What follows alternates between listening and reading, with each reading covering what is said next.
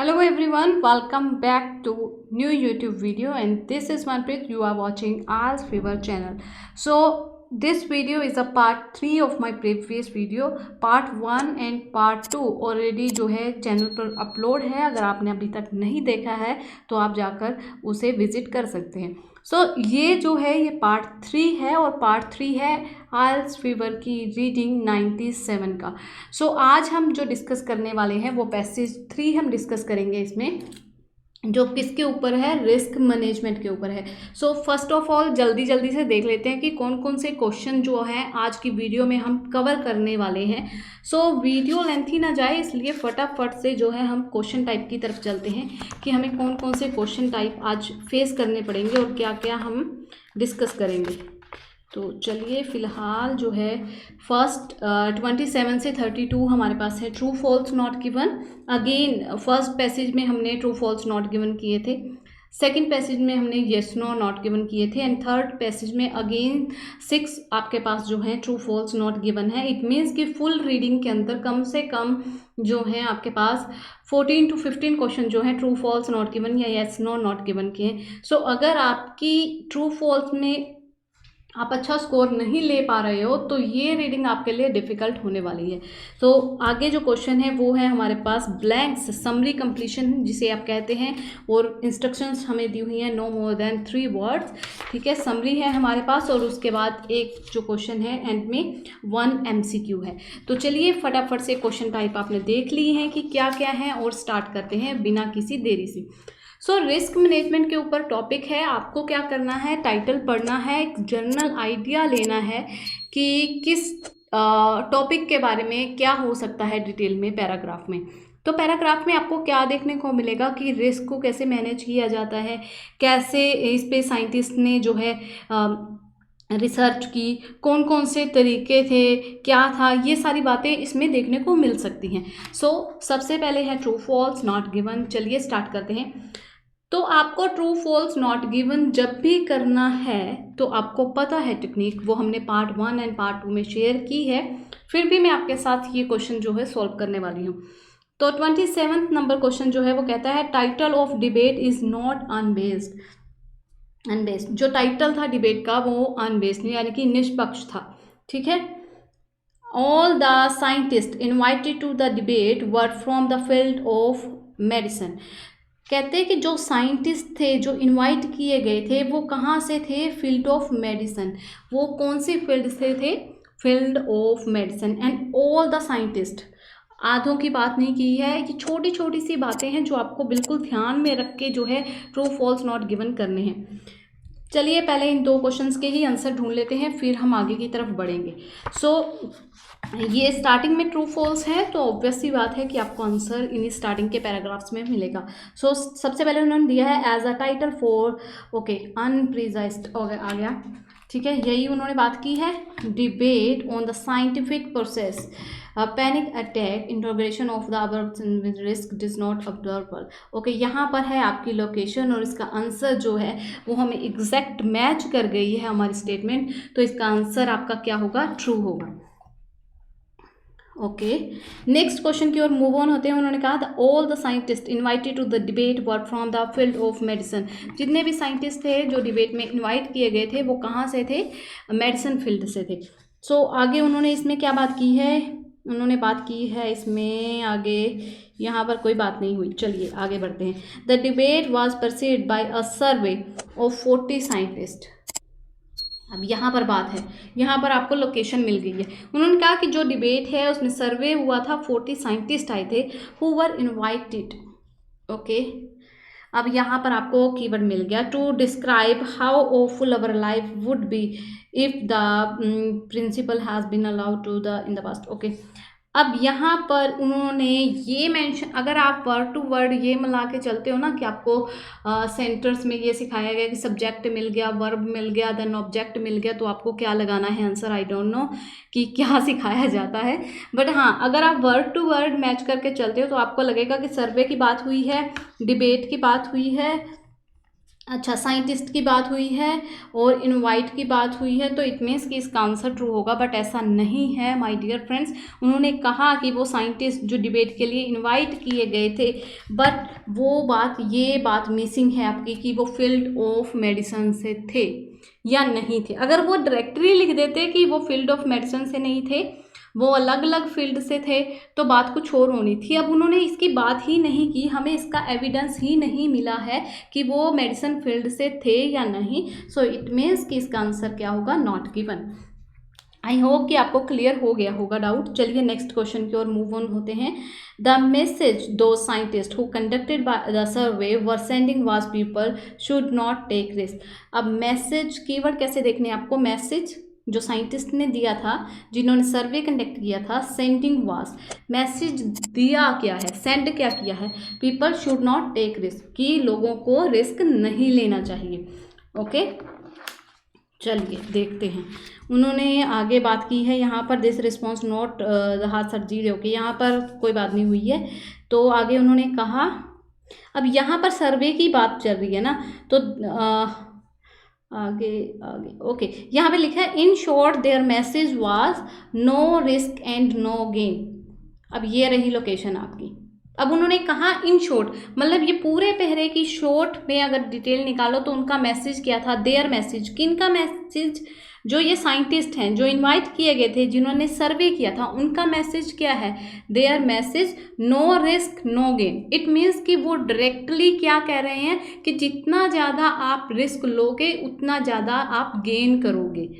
ठीक है, इनडायरेक्टली वो आपको यही कह रहे हैं कि अगर आप रिस्क नहीं लोगे तो आप प्रॉफिट भी नहीं गेन करोगे। इट मीन्स कि यहाँ पर क्या कहा है उन्होंने, कि उन्होंने कहा है कि नहीं लेना चाहिए, वहाँ कहा है कि अगर आप रिस्क नहीं लोगे तो आप गेन भी नहीं करोगे। तो बिल्कुल क्या है, स्टेटमेंट कॉन्ट्राडिक्ट है, बिल्कुल अपोजिट है। तो इसका आंसर आपका क्या हो गया, फॉल्स।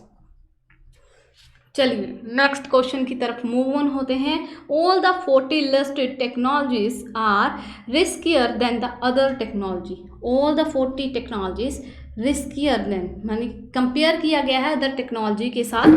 ठीक है, तो चलिए ढूंढते हैं। अब यहाँ पर लिखा है they have absolutely missed out the point and this principle is the subtitle ideas. Okay, no, यहाँ पर लोकेशन नहीं है।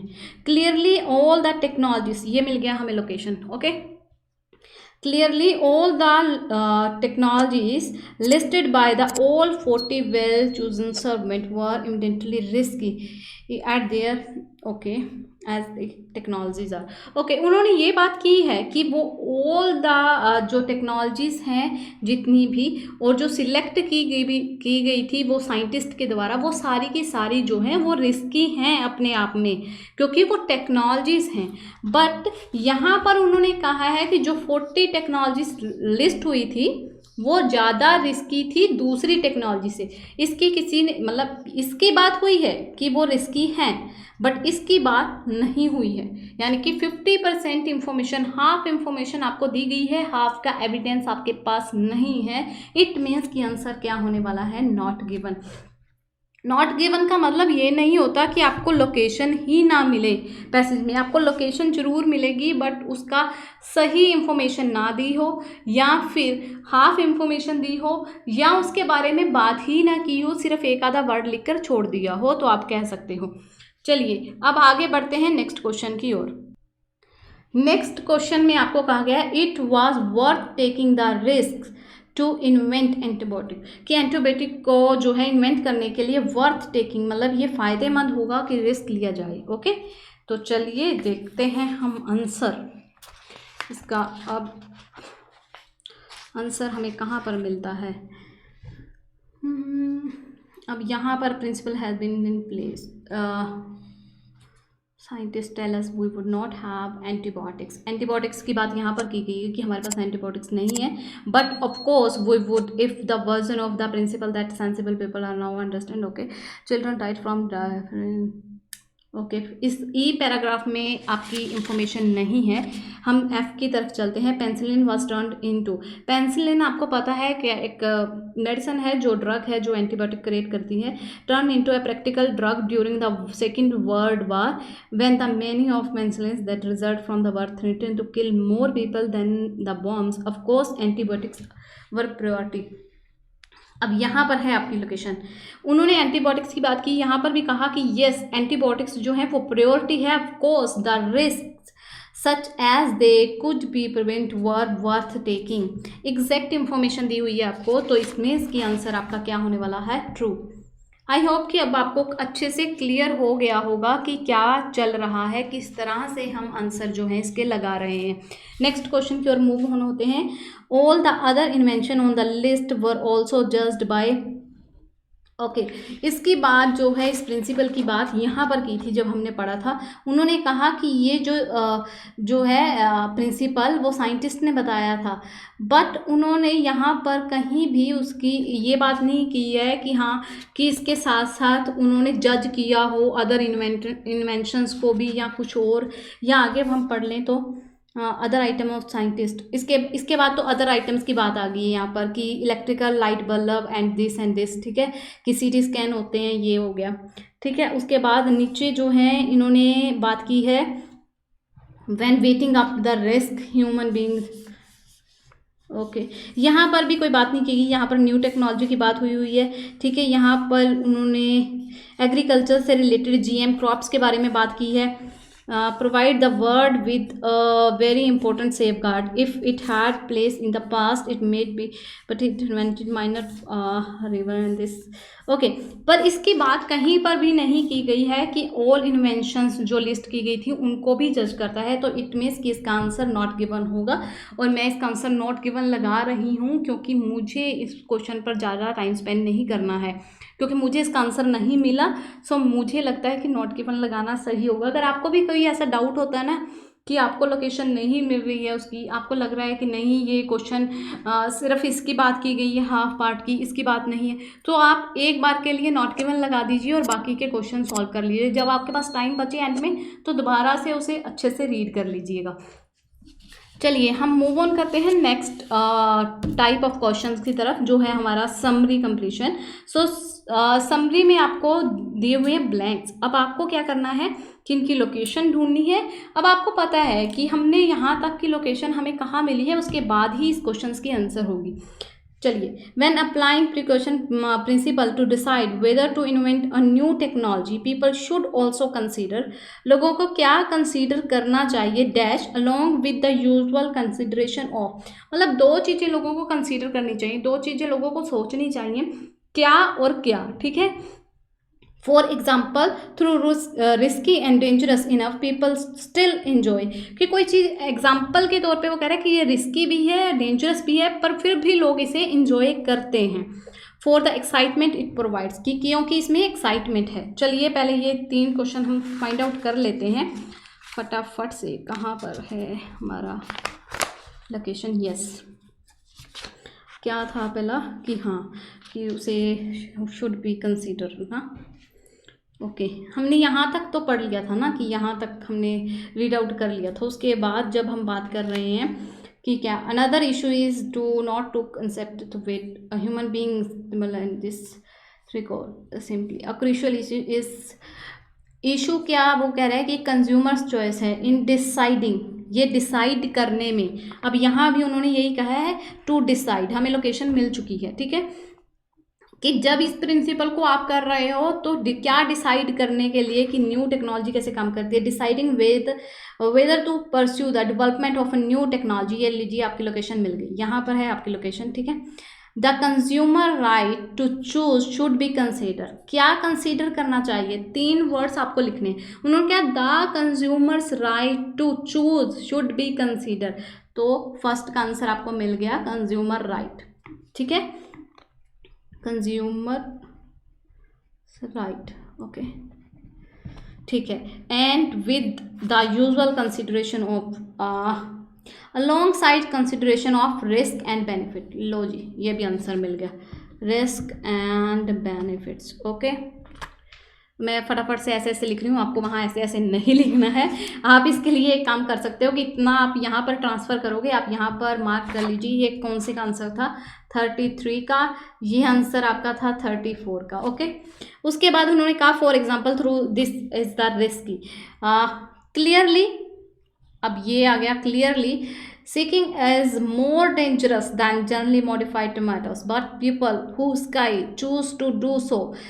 क्या चीज़ जो एक्टिविटी है वो क्या है, मोर डेंजरस है, फिर भी लोग उसे इंजॉय करते हैं। कहाँ पर लिखा है, बट पीपल हु की चूज टू डू सो, वो फिर भी इसे करते हैं, फिर भी इसे इंजॉय करते हैं। डायरेक्टली दिया हुआ है, आपको कुछ ज़्यादा मशक्क़त करने की ज़रूरत नहीं है, और मुझे ये टाइप सबसे ईजी लगती है। अगर ब्लैंक्स आपके पास आती हैं, समरी आपके पास आती है, तो आपके पास अच्छा चांस है कि आप अच्छा खासा बैंड स्कोर जो है वो ले सकते हो। तो चलिए आगे उन्होंने कहा the other hand expert believe that the future population disparity need dash in spite of their undefined risk. Okay, needs dash in spite of their risk. Okay, however the researcher conduct, चलिए पहले इतना ही ढूंढ लेते हैं, ठीक है, आपको ज़्यादा कन्फ्यूज़न नहीं देते हैं। तो हम यहाँ तक पढ़ चुके थे ना, अब आगे चलते हैं। Indeed, in contrast. ओके, अब उन्होंने ये हमें लोकेशन मिल गई, उन्होंने अदर हैंड बोला है, इन कॉन्ट्रास्ट आपको मिल गया, यानी कि अब उल्ट बात करने वाला है वो। चलिए, the other item was this GM crops stand out an example of technology whose benefit. चलिए इसका आंसर भी मिल गया। क्या, किसके बारे में वो बात कर रहा है, GM क्रॉप्स के बारे में वो बात कर रहा है, ठीक है। However, the researcher conduct so far have not been directed toward increase the yield of, कोई चीज़ इंक्रीज हो रही है, ठीक है, उसके बारे में बात हुई है, but reduce to the cost of, किस चीज़ की कॉस्ट जो है वो कम हो रही है। चलिए, एक चीज़ बढ़ रही है और एक चीज़ कम हो रही है। अब यहाँ पर हम थे, हमने ये लाइन पढ़ ली थी, some of the risk can be at least be defined but in the present economic climate the benefit that might occur from same promote to the GM crop believe that the future population of world cannot be feed without them, that is untrue। okay, आपको यहाँ से भी उसका answer clear हो जाएगा कि हमने वो क्यों लगाया था, ठीक है। The crop that really matter one are wheat and rice। There is no GM research in the pipeline that was seriously and affect the yield। अब आ गया yield, ठीक है। क्या चीज़ बढ़ रही है, आपको लोकेशन भी पता लगी है, क्या चीज़ बढ़ रही है, wheat and rice। तो यहाँ पर क्या आएगा आपका, wheat and rice। Okay, but GM is used to make production cheaper और costless, दोनों क्या है, सेम चीज़ है। उन्होंने क्या कहा, द रिड्यूस द कॉस्ट, कि कॉस्ट जो है, जो कॉस्ट है वो रिड्यूस हो रही है, ठीक है। और यहाँ पर क्या कहा, चीप हो रही है, यानी कि चीपर है, सस्ती है। तो किस चीज़ की वो सस्ती है, रिड्यूस करने की कोशिश कर रहे हैं, प्रोडक्शन को। ओके, चलिए अब रह गया हमारे पास 39 क्वेश्चन। उन्होंने कहा such selfish use of this principle for business and political gain has often lead people to, क्या करते हैं वो, क्या लीड करते हैं people to dash science for they believe scientist are not trusted. चलिए यहाँ पर बात हो रही है, provide the word with a very important safeguard if it has been placed in this. Okay, we have come to sorry pass when scientists who should above the disappointed to feel that these people at the large continue to mistrust science। okay, ये रहा आपका answer, mistrust science and the high is partially they doubt the wisdom of। अब यहाँ पर है इसका location, ठीक है। उन्होंने कहा कि जो लोग हैं वो कॉन्टिन्यूसली बढ़ावा दे रहे हैं, किसको लीड कर रहे हैं, किसको, मिसट्रस्ट, किसको, साइंस को मिसट्रस्ट कर रहे हैं, lead to mistrust science. Okay, उसके बाद जो ये लास्ट लाइन दी है, रीज़न दिया है, because they believe scientists are not trusted because they are doubt the wisdom of scientists। okay, तो आपको सिमिलर वर्ड ढूंढने हैं, ना कि आपको सिनोनिम्स एज इट इज़ नहीं मिलेंगे, सिमिलर वर्ड मिलेंगे, आपको वही फाइंड आउट करने हैं। और लास्ट क्वेश्चन में उन्होंने पूछा है what is the main theme of the passage. आपने पूरा पैसेज पढ़ा है तो आप ऐसे ही ऑप्शन लगा सकते हैं। उन्होंने पहले कहा people have right to doubt science and technology, कि लोगों के पास राइट है डाउट करने के लिए साइंस और टेक्नोलॉजी में। हाँ बिल्कुल, इसी के बारे में बात की गई है पूरे पैसेज में। फिर भी हम आगे की ऑप्शंस पढ़ लेते हैं, क्योंकि पूरे पैसेज में यही तो बात की गई है, how this is possible, how this is possible, how it is possible, कि ये कैसे हो गया, ये डाउट है ह्यूमन को, ये डाउट है कि ये GM क्रॉप्स काम करेंगी कि नहीं, इससे प्रोडक्शन बढ़ेगी या नहीं, इससे व्हीट राइस इंक्रीज होगा या नहीं। फिर भी लोगों के मन में डाउट है कि वो साइंस को ट्रस्ट नहीं करते। अभी हमने पढ़ा था ना, लास्ट लाइन में भी हमने पढ़ा है यहाँ पर, अगर आप देखो तो, क्योंकि उन्हें डाउट है विजडम ऑफ साइंटिस्ट पे, इन सच तो on such evidence as this doubt are fully justified. तो उनके ये डाउट्स जो हैं वो ऐसे ही रहने वाले हैं। सो पूरे पैसेज में जो है इसी के बारे में बात की गई है, हाउ इट इज़ पॉसिबल, कि ये सब कैसे हो गया। तो उम्मीद है कि आज की वीडियो आपके लिए इंफॉर्मेटिव रही होगी। और हमने जो है आइलेट्स फीवर की रीडिंग 97 फुल सॉल्व की है, पार्ट 1, पार्ट 2 एंड पार्ट 3, जिसमें पार्ट 1 में पैसेज 1, पार्ट 2 में हमने पैसेज 2 और पार्ट 3 में पैसेज 3 सॉल्व किया है। उम्मीद है कि इतने क्वेश्चन टाइप हम सॉल्व कर चुके हैं, क्योंकि डिफरेंट क्वेश्चन टाइप आए थे। सो आपके लिए ये बेनिफिशियल रही होगी। अगर आपको इससे फ़ायदा मिला है तो प्लीज़ कमेंट सेक्शन में ज़रूर लिखिएगा, क्योंकि आपके कमेंट से, आपकी लाइकिंग से, आप अगर शेयर करते हो, वीडियो को लाइक करते हो या अपनी फीडबैक हमें देते हो, अपने प्यारे प्यारे से कमेंट करते हो, तो हमें मोटिवेशन मिलता है इस तरह की और वीडियोस लाने का। सो एक रिक्वेस्ट आपसे और है कि आप किस तरह का कंटेंट हमसे चाहते हो, यानी कि किस तरह की वीडियोस हम ज़्यादा अपलोड करें, किस मॉड्यूल में आपको ज़्यादा प्रॉब्लम आ रही है। क्या हमें ट्रू फॉल्स नॉट गिवन पर एक सेपरेट वीडियो बनानी चाहिए, या फिर हमें लिसनिंग के पार्ट 4 या पार्ट 2 की वीडियो बनानी चाहिए, या हमें राइटिंग की कुछ ऐसे जो हैं स्ट्रेटजीज जो शायद ही आपको पता हो कि कैसे 7+ स्कोर किया जाना है, कि वो हम आपके साथ डिस्कस करें। तो अपने फीडबैक जो है ज़रूर हमारे साथ शेयर कीजिए। वीडियो को लाइक, शेयर और चैनल को सब्सक्राइब जरूर कीजिए। बेल आइकन को प्रेस कर लीजिए अगर आपने अभी तक चैनल को सब्सक्राइब या बेल आइकन को प्रेस नहीं किया है, क्योंकि इस चैनल पर जब आपको वीडियो हम डालते हैं तो आपको सबसे पहले मिल सके। Thank you for watching this video. Keep supporting and keep loving.